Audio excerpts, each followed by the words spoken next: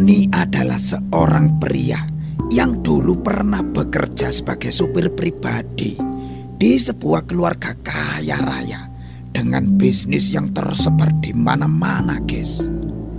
Tony bersama istri dan anak-anaknya terpaksa merantau ke wilayah baru ini karena tuntutan pekerjaan, guys. Dari Tony inilah cerita ini bermula. Cerita tentang pengalamannya di masa lalu saat dia masih berstatus sebagai supir pribadi di keluarga tersebut. Kisah yang dibagikan Tony ini begitu tidak terbayangkan, guys. Kalau saya tahu lebih dahulu, mungkin saya tidak akan betah lama-lama di sana. Katanya, guys, mengenang masa lalu dengan ekspresi yang serius, seolah menceritakan sesuatu yang penuh dengan misteri, guys. Malam itu, Tony yang sudah lebih dari 25 tahun bekerja sebagai supir pribadi tengah duduk di ruangan tamu sederhana, guys. Saat itu, hujan turun deras di luar, membuat hawa dingin meresap hingga ke dalam rumah. Tony menatap secangkir kopi panas dan beberapa cemilan kering yang tersaji di depannya, guys. Rumah sederhana ini adalah pemberian dari juragannya sebagai penghargaan atas ketekunan Tony. Sebagai seorang pekerja keras dan disiplin, Tony selalu dihargai, guys. Walaupun malam itu semakin larut, tapi guys, dia belum merasa ingin masuk ke dalam kamar. Bagi Tony, ada satu hal sederhana yang membuat dia bahagia, yaitu merenung sambil melihat video kedua anaknya yang masih kecil dari ponselnya itu, guys. Meskipun mereka tinggal satu atap, Tony lebih memilih untuk memberi mereka ruang dan tidak mengganggu. Lagi pula, minggu ini dia masih memiliki jadwal untuk mengantar juragannya ke luar kota, guys, ke cabang-cabang tempat usaha juragannya itu.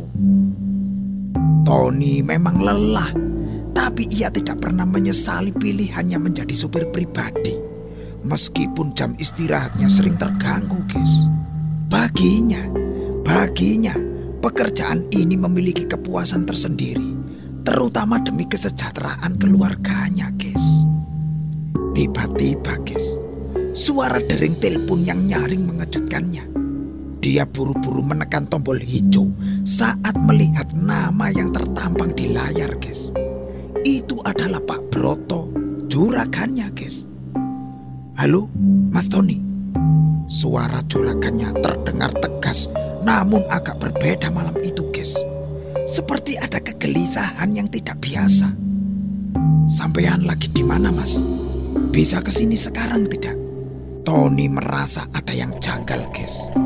Biasanya itu juragannya berbincang dengan nada tenang, tapi malam ini terdengar tergesa dan sedikit panik, guys. Oh iya, Pak, saya lagi di rumah ini. Kenapa ya, Pak? Jawab Tony, guys. Ada jeda sejenak, lalu Tony mendengar juragannya berbincang dengan seseorang di sekitarnya, guys. Meskipun dia tidak tahu itu siapa. Mas Tony, malam ini Gatot sakit, Mas. Kamu bisa ngantar saya nggak? Kata juragannya, guys. Tony kebingungan, guys. Apalagi juragannya menyebut nama Gatot, yaitu rekan sesama sopir yang malam itu seharusnya bertugas, guys. Tony tahu bahwa tujuan mereka berada di daerah pedalaman, sebuah perjalanan yang bisa memakan waktu 2 jam lebih, tergantung situasinya, guys. Di sisi lain, Tony sebenarnya juga merasa penasaran.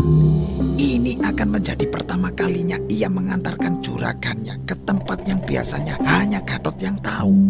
Dengan antusias, guys, Tony merespon, "Baik, Pak, saya meluncur sekarang ke sana." Gitu, guys. Setelah menutup telepon, Tony segera masuk ke dalam rumah untuk bersiap.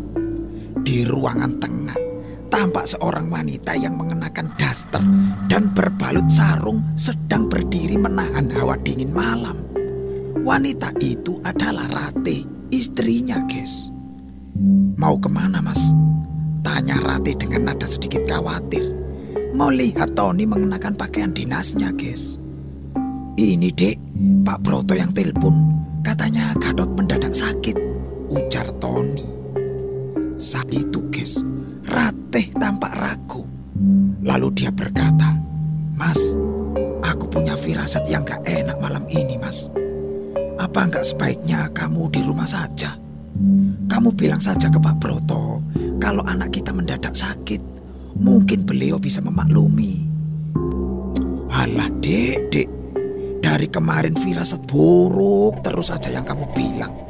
Jangan terlalu dipikir ya. Sudah, aku berangkat dulu, sahut Tony sambil menuntaskan obrolan, guys. Dia tidak ingin memperpanjang pembicaraan malam itu, menghindari perdebatan seperti yang terjadi hari-hari sebelumnya saat Rati memintanya berhati-hati setiap kali ke rumah Pak Broto, guys. Rati tidak bisa menahan kekhawatirannya, apalagi mengingat cerita para tetangga yang beredar tentang pesugihan yang dilakukan oleh Pak Broto, juragan suaminya itu, guys. Sebenarnya di dalam hati Tony sedikit terpengaruh dengan kata-kata Rati, istrinya itu, guys. Namun dia berusaha menepis pikiran itu dan menguatkan hatinya. Saat Tony berjalan ke arah minibus hitam yang terparkir di halaman, sekilas, guys, dia teringat pesan istrinya untuk selalu waspada, terutama terkait omongan orang-orang di desa tentang keluarga Pak Broto. Dia pun menarik nafas panjang untuk menguatkan dirinya sendiri, guys. Sekitar 10 menit kemudian, Tony tiba di halaman rumah Pak Broto. Pria paruh baya itu sudah menunggu di depan, guys, bersama beberapa perlengkapan yang akan dimasukkan ke dalam mobil. Selama perjalanan, biasanya mereka akan bercanda atau berbincang ringan. Namun, guys, malam itu suasana terasa kaku. Tony merasa canggung, tetapi akhirnya Pak Broto memecah keheningan, guys. "Bagaimana kabar anak-anakmu, Mas Tony?" kata Pak Broto memecah kesunyian. "Alhamdulillah, Pak. Pada sehat semua," jawab Tony, guys. "Oh iya, Pak. Kita mau kemana malam ini, Pak?" lanjut Tony dengan nada ingin tahu. Ada jeda sesaat, guys. Lalu Pak Broto menarik nafas panjang sebelum menjawab. "Nanti di ujung jalan itu belok kiri saja ya, Mas. Setelah itu ikuti saja jalannya," ucap Pak Broto yang tampak sengaja menghindari pertanyaan Tony. Melalui pantulan spion, guys, Tony melihat wajah Pak Broto tampak serius dan fokus di depan. Malam semakin larut. Mereka mulai memasuki area hutan yang di kanan kirinya hanya ada pepohonan tinggi menjulang, guys. Jalanan yang sebelumnya beraspal kini berganti dengan jalan berlubang, membuat perjalanan semakin sulit dan mencekam, guys. Penerangan satu-satunya berasal dari lampu mobil yang dikemudikan Tony. Suasana gelap pekat di luar semakin menambah ketegangan. Setelah beberapa kali berbelok, mobil pun semakin menjauh masuk ke dalam hutan, guys. Tony merasa asing dengan jalan ini, dan dia sempat ragu jika sewaktu-waktu harus berputar balik. Apakah dia bisa menemukan jalan keluar? Ini adalah pertama kalinya dia mengantar Pak Broto ke tempat yang benar-benar tidak dikenalnya, guys. Perjalanan yang mereka tempuh sudah hampir 2 jam ketika akhirnya mereka tiba di ujung jalan, guys. Di depan mereka, Tony terkejut bukan main melihat pemandangan yang tidak biasa. Sebuah rumah besar yang mewah dengan halaman luas yang penuh dengan mobil-mobil mewah terparkir rapi. Tony melotot, guys, seolah tidak percaya bahwa ada rumah megah di tengah hutan, guys. "Mas Tony, ayo turun. kita sudah ditunggu ini, ucap Pak Broto dengan nada tegas yang membuat Tony tersadar kembali. Iya Pak, sahut Tony dengan nada terbata-bata. Ia pun turun dari mobil dan mengikuti Pak Broto yang berjalan di depannya, guys. Di depan pintu masuk, mereka disambut oleh seorang wanita parubaya dengan pakaian khas daerah setempat, seakan-akan mencerminkan suasana rumah mewah itu yang penuh dengan misteri, guys. Wanita itu pun menyapa dengan ramah dan antusias. Meskipun Tony merasakan hawa yang sedikit asing dari balik senyum wanita itu, guys. Sekilas Tony memandang sekitar, memperhatikan detail rumah yang terasa begitu kontras dengan area sekitarnya, guys. Dan dia pun mulai bertanya-tanya dalam hati tentang tujuan kedatangan mereka malam itu. Langkah Tony melambat, matanya terbelalak, guys. Terkejut dengan pemandangan di dalam rumah yang begitu megah. Dia menoleh ke segala arah. Mulutnya sedikit terbuka karena heran melihat barang-barang yang berjejer di ruangan itu. Barang-barang mahal yang belum pernah dia lihat sebelumnya, guys. Jelas pemilik rumah ini bukan orang sembarangan.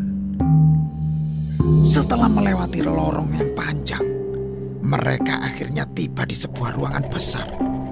Ruangan itu terasa lega, guys. Namun aroma tajam yang menyengat tiba-tiba tercium, membuat Tony menahan nafas sesaat. Bau amis bercampur busuk menusuk hidungnya, guys. Berusaha tetap tenang, Tony pun mencoba mengabaikannya. Silakan duduk, ujar wanita tadi, guys. Mempersilakan Tony dan Pak Broto duduk di sebuah kursi kayu berukiran yang besar dan sangat kokoh, guys. Suasana hening sejenak, tidak ada suara. Tony duduk dengan perasaan tidak menentu, cemas sekaligus penasaran, guys. Apalagi dengan bau aneh yang masih tercium di sekitarnya. Tidak lama kemudian, seorang laki-laki tua muncul dari ruangan lain. Laki-laki itu mengenakan pakaian serba hitam dengan penutup kepala khas suku setempat, guys. Dia berdiri di pintu, menatap setiap orang yang duduk di ruangan itu. Sebelum akhirnya, guys, matanya yang tajam tertuju langsung ke arah Tony. Merasa diperhatikan, guys, Tony membalas tatapannya beberapa detik sebelum akhirnya dia menunduk. Ada perasaan takut yang tiba-tiba muncul di dadanya, guys. Sudah tidak bisa ditunda lagi, Pak. Mari kita mulai, ucap laki-laki itu, guys. Suaranya berat dan penuh wibawa, ditujukan kepada Pak Broto. Pak Broto pun mengangguk dan berdiri. Dia lalu mengikuti laki-laki misterius itu. Mas Tony, kamu tunggu di sini saja ya, ujar Pak Broto sambil melemparkan pandangan yang membuat Tony tertegun, guys. Dia hanya bisa mengangguk dan kembali duduk meskipun hatinya mulai merasa was-was, guys. Waktu pun berlalu. Hampir 30 menit Tony duduk terpaku di kursinya. Pandangannya sesekali menyapu ruangan, mencoba tetap tenang dan berpikir positif meskipun rasa cemas semakin merayapi dirinya, guys. Bau amis bercampur busuk itu masih tercium kuat, menambah ketegangan yang dirasakannya. Bau apa ini ya? Kok gak hilang-hilang? Pikirnya dalam hati, guys. Tony pun mulai tidak sabar. Rasa penasarannya semakin memuncak. Akhirnya, guys, Tony bangkit dari duduknya. Dia berjalan pelan mendekati pintu besar di ujung ruangan, berharap menemukan sedikit petunjuk.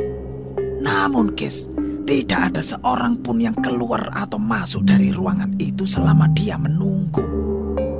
Tony berdiri terpaku. Dia bingung apakah dia harus berani membuka pintu tersebut atau tetap menunggu di tempat. Rasa ingin tahunya pun bergejolak, guys. Tetapi dia tidak ingin ketahuan melanggar perintah Pak Broto. Tony melihat gagang pintu kayu itu. Hanya dengan satu ayunan saja, pintu itu mungkin akan terbuka. Namun guys, bagaimana kalau ada orang di balik pintu itu? Bagaimana kalau mereka memergokinya? Sekali lagi guys, Tony mempertimbangkan langkahnya. Bimbang antara rasa penasaran yang menggebu dan ketakutan yang tiba-tiba menghantui dirinya. Saat itu guys, tiba-tiba terdengar suara samar dari arah belakang. "Kamu mau kemana, Tony?" Suara itu lembut namun dingin guys. Tony pun merinding, terperanjat dan jantungnya berdetak kencang. Dia lalu membalikkan tubuhnya dengan cepat. Akan tetapi guys, dia tidak menemukan siapapun di sana. Aneh, siapa tadi yang berbicara ya? Pikir Tony dalam hati guys. "Mau kemana, Tony?" Suara itu terdengar lagi. Kali ini lebih jelas dan dekat guys. Tony pun menelan ludah. Pikirannya kalut guys. Dia melihat sekeliling dengan cemas. Sampai akhirnya dia menangkap sosok Gatot berdiri di sudut ruangan. Gatot tertawa kecil guys, menatap Tony yang tampak kebingungan dan ketakutan itu. "Hei Tony, jangan setengah-setengah Ton. Tinggal buka pintu saja kok takut," kata Gatot. Nada bicaranya setengah mengejek guys. "Loh, Gatot, kamu kok di sini?" tanya Tony keheranan guys. "Sudah, jangan banyak bicara. Kamu mau masuk kan? Ayo ikut aku." Akhirnya mereka pun memasuki lorong di balik pintu besar itu guys. Lorong itu terlihat dengan redup. Suasananya sangat sepi guys. Dalam perjalanan di lorong itu, Tony pun bertanya lagi. Gatot, kamu kan katanya sakit. Kok kamu bisa sampai di sini sih, Dot?" kata Tony dengan nada bingung, guys. Tony semakin penasaran, merasa ada yang aneh di balik sikap Gatot malam itu, guys. Terus sebenarnya Pak Broto itu ngapain sih di sini? Kamu pasti tahu kan? Desak Tony semakin tidak sabar, guys. Gatot pun hanya tersenyum. Lalu dia ngomong, "Masa kamu gak tahu, Tony?" ucapnya dengan datar, guys. Jawaban itu membuat langkah Tony berhenti seketika. Merasa ada sesuatu yang tidak beres, guys. "Maksud kamu apa, Gatot?" tanya Tony. Kini suaranya terdengar lebih rendah dan tegang, guys.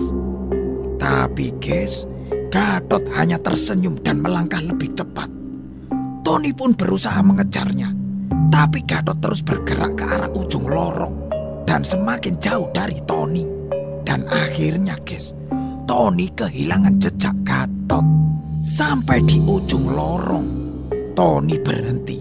Dia merasa suasana semakin mencekam, guys. Perasaan takut merayapi dirinya.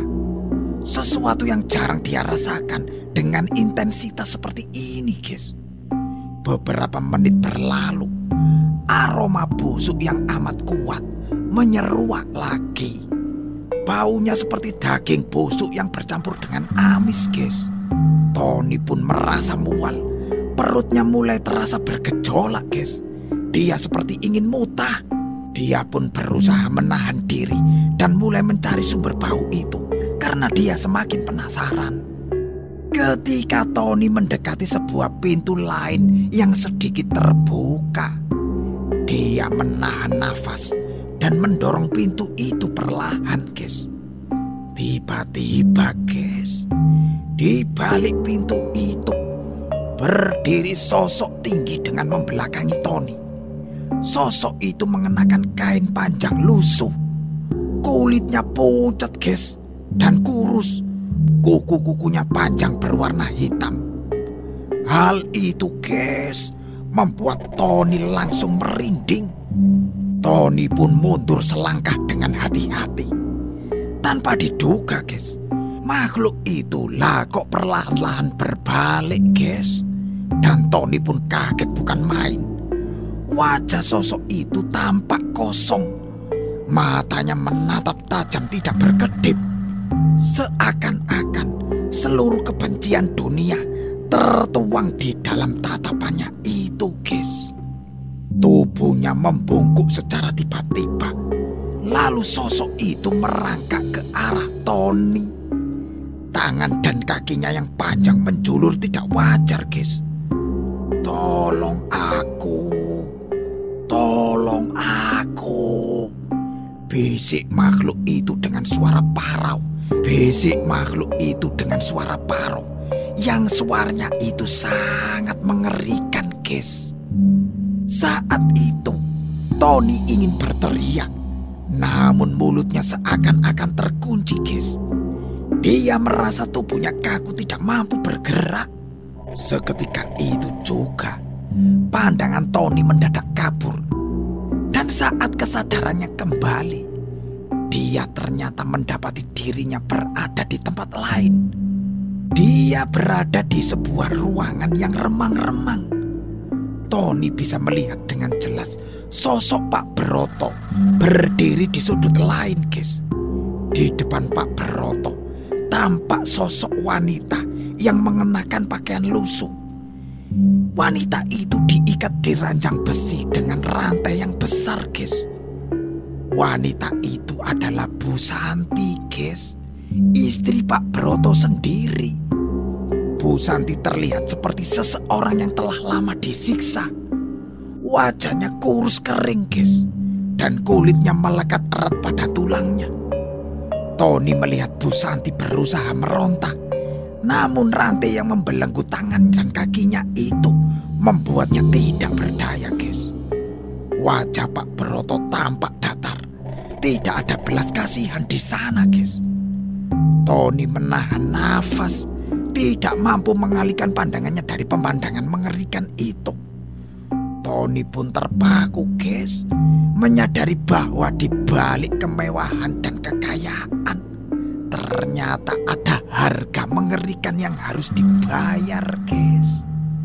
Di sana itu Tony menyaksikan dengan mata terbelalak ketika Pak Broto tanpa ragu memperlakukan istrinya itu dengan sangat keji, guys.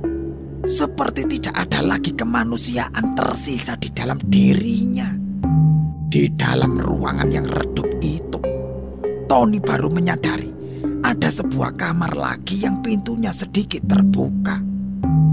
Ketika dia ngintip di dalam ruangan itu, ternyata dia dibuat ngeri, guys. Di dalam ruangan itu, seorang pria terbaring di lantai. Tubuhnya kurus kering, guys, dengan tangan dan kakinya diikat. Meski nafasnya masih tersisa, nyawanya seolah terbelenggu menjadi alat dalam praktek pesugihan Pak Broto, guys. Tony tidak sanggup mempercayai apa yang dilihatnya, karena orang itu adalah Gatot, teman satu profesi yang baru saja bekerja di tempat juragannya itu, guys. Tony mengingat percakapan terakhirnya dengan Gatot. Suatu hari sebelum kabar Gatot jatuh sakit terdengar, Gatot mendekati Tony dengan wajah sumringah. Dia lalu menunjukkan sebuah kantong plastik hitam berisi uang, guys. Tony, aku dikasih uang sama Pak Broto, Ton, ucap Gatot dengan nada setengah berbisik sambil membuka kantong itu, guys. Ada uang kertas bertumpuk di dalamnya. Kata Pak Broto, ini nggak perlu dikembalikan, Ton. Asik kan? Gatot tersenyum lebar sambil kembali mengikat kantong plastik itu dengan rapi, guys. Tony awalnya mengira uang itu hanyalah bonus. Namun semakin dipikir, hal itu semakin janggal terasa. Gatot itu baru bekerja 1 minggu di sana. Mana mungkin bisa mendapat bonus sebanyak itu tanpa alasan. Gini, guys, semuanya mulai terlihat jelas di benaknya. Semua kekayaan Pak Broto didapatkan melalui pesugihan. Dan yang menjadi tumbal dari pesugihannya itu adalah istrinya sendiri dan Gatot sopir barunya itu, guys. Sejak saat itu, guys, Tony memilih menyimpan rahasia kelam ini. Dia tahu jika ada yang tahu apa yang dilihatnya, keselamatan keluarganya bisa terancam. 5 tahun kemudian, guys, hal mengejutkan terjadi. Kondisi Pak Broto semakin memburuk. Tubuhnya tampak seperti hanya tulang dan diselimuti dengan kulit, guys. Sementara itu, istrinya juga tidak lagi bisa menahan beban tubuhnya yang semakin kering dan rapuh, guys. Setiap hari, Pak Broto terdengar merintih kesakitan dari dalam kamar. Kondisinya memburuk dengan cara yang tidak masuk akal, guys. Tubuhnya melahap dirinya sendiri. Dia mulai mencabik-cabik daging dari pahanya dan memakan dagingnya sendiri mentah-mentah, guys. Dalam penderitaan yang membuat bulu kuduk berdiri.